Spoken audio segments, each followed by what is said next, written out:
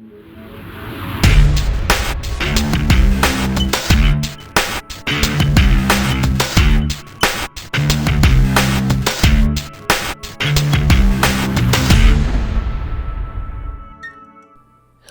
today we're going to be working on a classic miniature. This is a Champion of Tzeentch, copyright 1988. This appears originally in the 1989 Citadel catalog, and this Champion of Tzeentch has what appears to be a sword and a pink horror hand. So we're going to be doing this with some blues, some pinks, and a little bit of non-metallic gold today.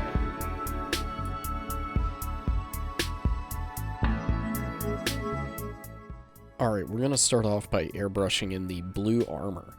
And to start that, we're going to use dark blue from Pro Acryl.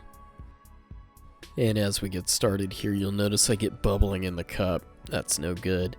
Bubbling means that I've got a clog or a loose seal. Either the clog at the tip is reverse flowing air back into the airbrush, or I've got a loose seal which is allowing air to come in and directly back into the needle and into the cup. So check the seal, check the airflow, and now that I've got it corrected, I can start laying that dark blue all over the armor.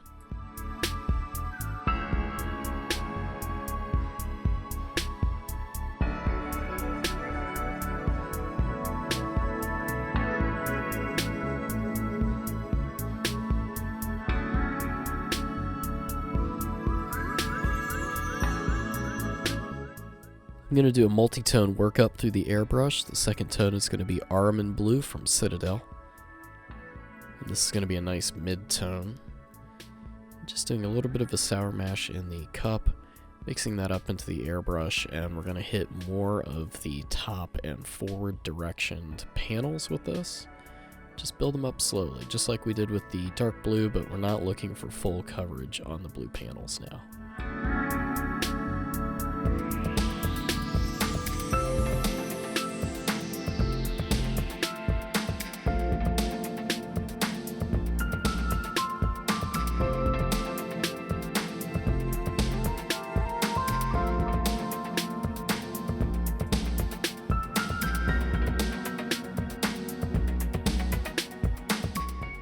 Now that we've got the blue in a good spot, we're going to get out some of our Drakenhoff Nightshade, and we're actually going to wash down a lot of the panels here. So we're getting this out of our dropper, and we're going to start applying this pretty liberally over most of the blue on the model, if not all of the blue. Don't try to reactivate any of the paint, and try not to mess up any of the fades that we built with the first two. And then once this is done, we're going to dry it off. We'll use our heating tool to help do so. And coming back after that, we're going to actually go back to our Ahriman Blue for the next step. Now that you see it's all shaded in and dried, we're going to add some of those highlights back in and fade back up. That step of adding the wash adds an extra bit of depth and an extra bit of shade to the overall mini without having to cut it in manually later, and it's just a good point to set it up right here around the midtones.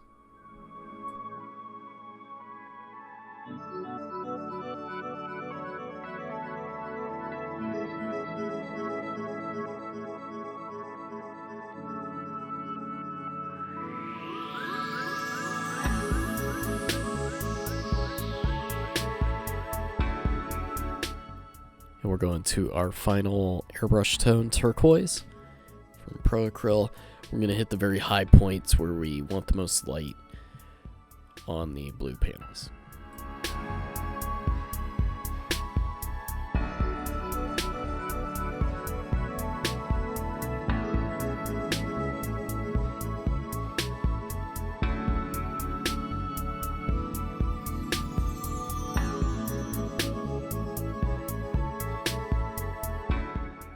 Alright, we've got a lot of work to do, so we're going to set up some colors here.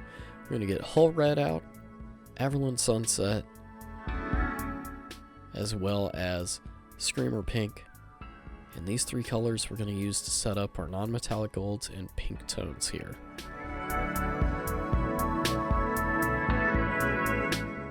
The first thing I'm doing is going in with my Hull Red wherever I want non-metallic gold. It's going to be our base tone for it. And this sets up a really kind of reddish, ruddy brown tone, which is great for building that off of.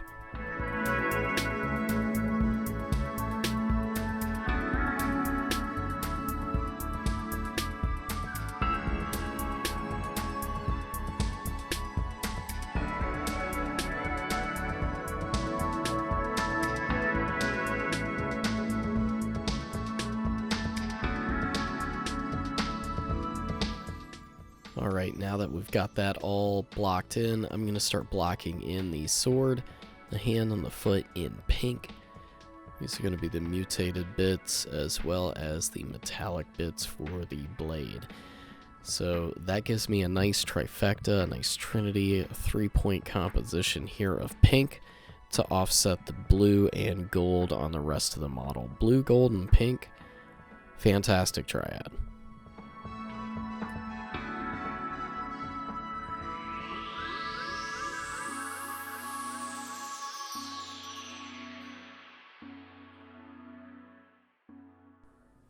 And now that those are all based in, it's really time for the fun part. We're going to start in on the non-metallic gold. We're going to use that Averland Sunset that we got out and blend that with the whole red from Vallejo model color that we used as a base tone to start working this in. Basically use those two colors initially to get a bit of a transition, a bit of gradient, using the whole red as more of a shade and a shadow, and the Averland Sunset to build up into what's going to be our high shine on our gold.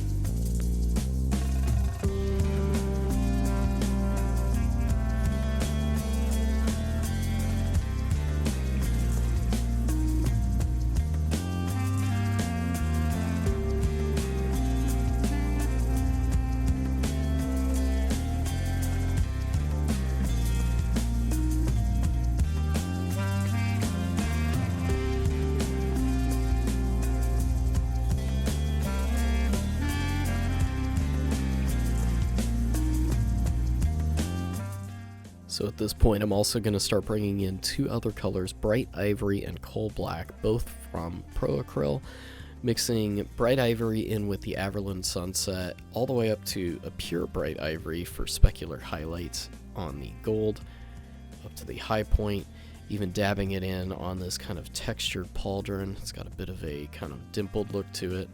And then I'm also going to mix some of that coal black in with our original Hull red from Vallejo for some of the shaded tones. So using the brownish red along with the black, we're going to get some more shadow in here. Just keep working the shines as you see appropriate. Use edge highlights, use a little bit of stippling and dabbing to indicate texture, and just keep moving. If it doesn't look right, don't be afraid to adjust it. If it looks good, keep what you got, keep moving, and just don't stop. Try to get a good view of the overall picture. Another thing you'll notice here is I'm going for a little bit of a horizon line on some of these items. The biggest examples here are going to be the chest plate and back plate, as well as the shoulder plate, bringing in some darker tones on the bottom with a little bit of bright ivory along the horizon line of where that meets. It's a little bit of a sky earth look to it without going too deep into that. You just want it to look a little bit divided.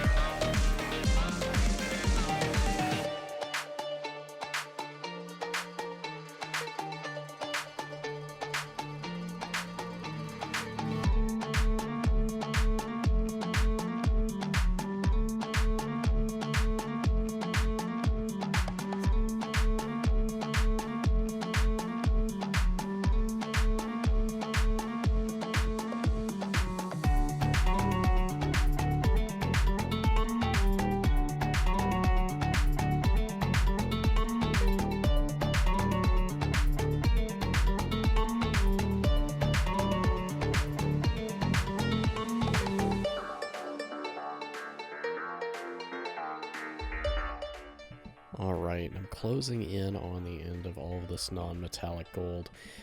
Non-metallic gold is just a play on light placement, both shading and highlights, making very tight highlights, very tight gradient shifts, and that's what we've done here. So we're able to finish that off with little bits of that bright ivory, and if you really want, a little bit of titanium white on some of the points. Always a nice touch. Make sure your edge highlights are tight as you finish up. And let's move on to the next part.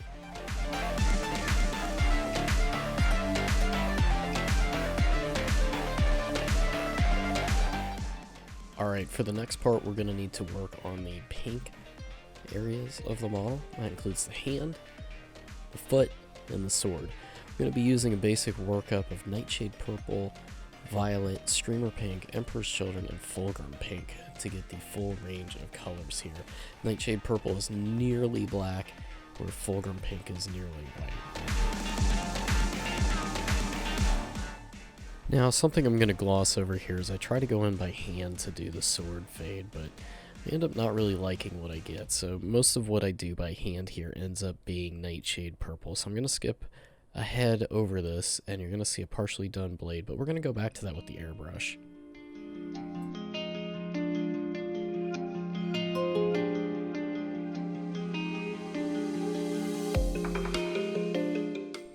So a couple of notes here. Before we got started here, we had already based in some Screamer Pink. What I didn't depict well here is I actually went in and shaded it with some Carroburg Crimson. It's a shade by Citadel. And now what we're doing is going back and reinforcing it again with that Screamer Pink. And then we're going to slowly build that up using bits and pieces of both of our Emperor's Children and very final highlights with just a little bit of Fulgrim Pink. This doesn't need to be super tight or super smooth. It can be a little bit sketchy. This is very organic. There's a lot of folds and skin creases here. And we're gonna set up the thumbnail up to be Ivory, and there is a ring here that needs to be set up for non-metallic gold later.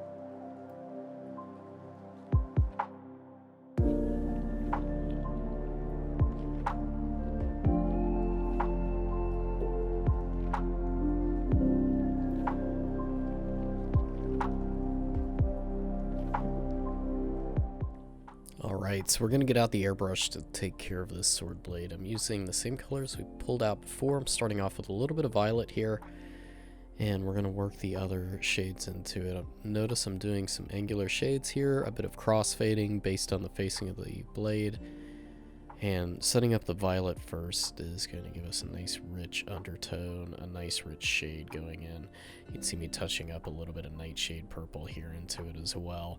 Just back and forth, however you feel like it looks good, whatever you want out of it. I'm doing a very basic gradient on this blade. You could go a lot farther in the end, a lot of shine lines, stuff like that, but decided to just take it easy on this part.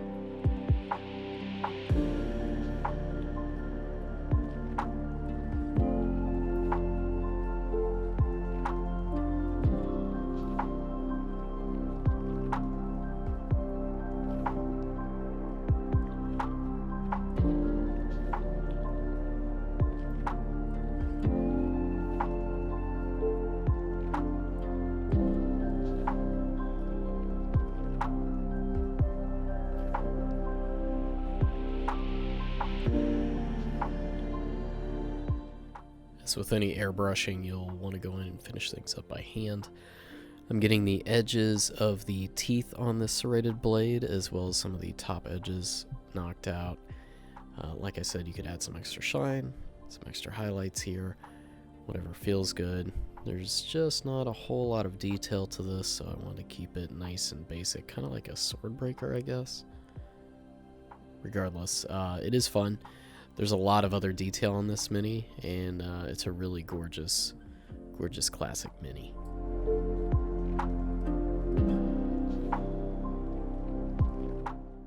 And once I've got the blade done, I'm putting in a little bit of non-metallic gold here on the crossguard, the decoration. So I'm basically just hitting up touch-up details at this point. I use some of the browns and so basically the hull red, the Averland Sunset, and Bright Ivory I used on the claws on both the feet and the thumbnail here. And we got the ring completed. And we're going to add a little bit of blue to the gem. Just a quick blue tinge, a little bit of black, and a couple of white specular highlights.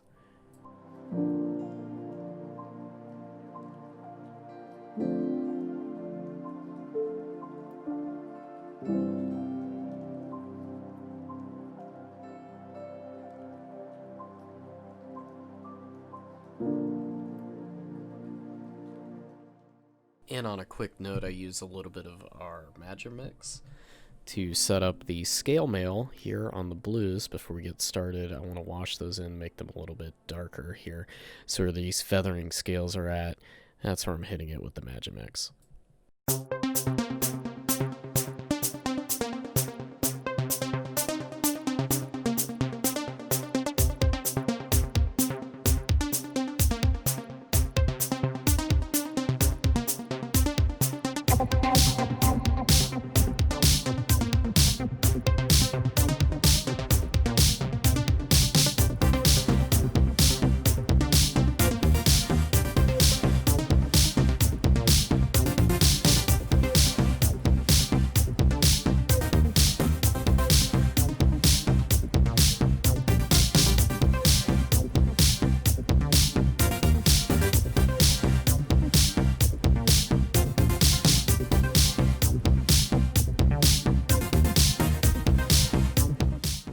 So after a little bit of time, that Magimix will dry, and I'm going to break out some Scale 75 Bering Blue and Arctic Blue here to finish out the scale mail patterning.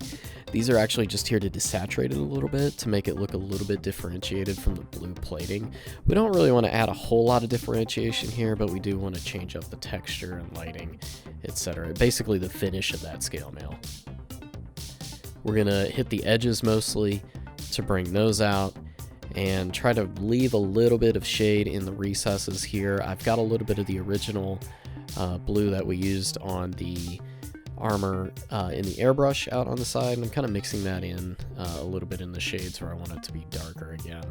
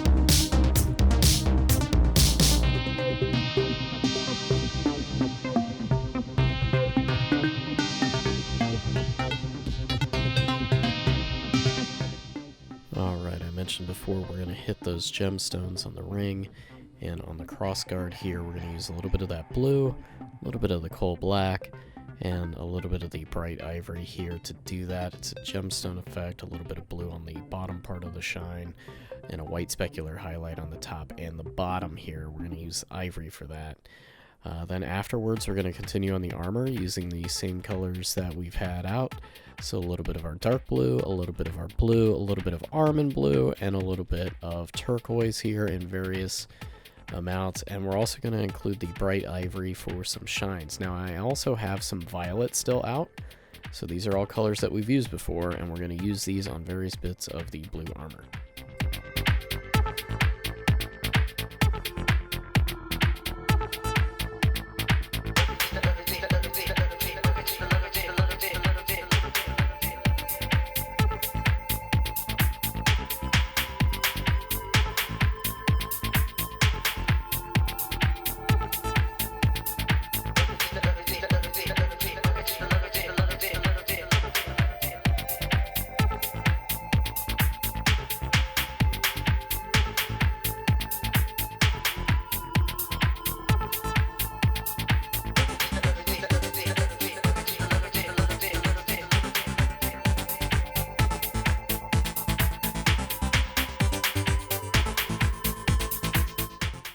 So bringing some light into the blue is the same as bringing light and shade into the non-metallic gold.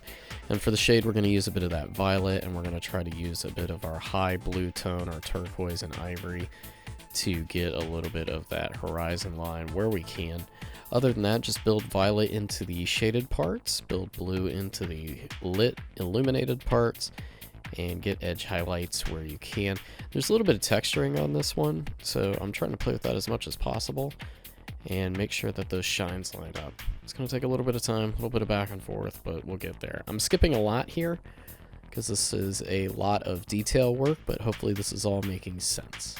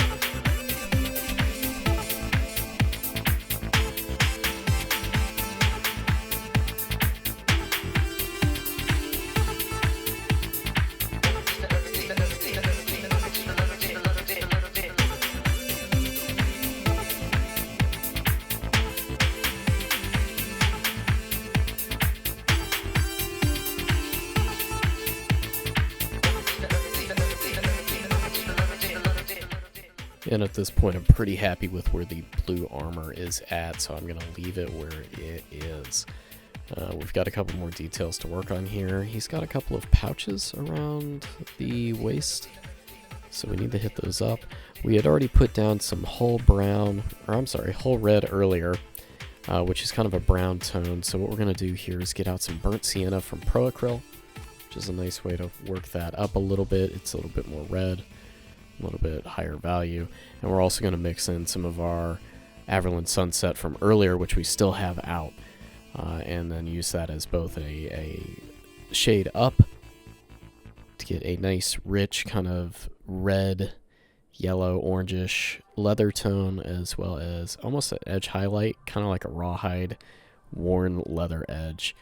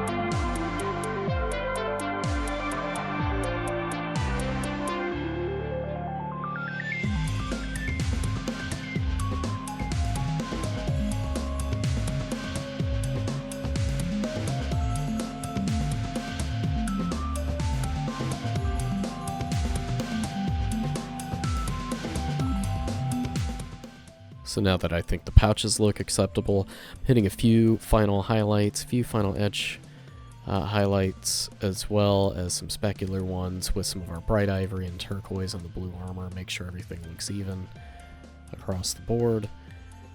And I'm fairly happy with how things look. The only thing we really need to do at this point is go ahead and throw this on a base. So I'm going to clip this off of the slata piece at the bottom, and then put a pin in its foot and mount it to a base. Now, so with most of these videos, I've done the base off of camera, but it's all prepped up. It's a nice little rehab secret weapon base, and I actually accidentally put the pin all the way through the foot. Not a big deal. I repaired it. Just seal the top of the hole if you ever find a problem with that, and add a little bit of paint. Let's see what it looks like. And here it is, all finished up. We have our Champion of Tzeentch mounted up. Now, this old hammer piece was a blast of paint. Thank you very much out there for Genuine Vision for both providing this and the Chaos Renegade we did previously on stream. I'll be back again next week with another video. We'll have some more fun painting various miniatures, and I'll also see you on Twitch on the weekends. And remember to check out my Patreon, which is new and open, in case you want one-on-one instruction. Till then, have a great week. Paint some minis.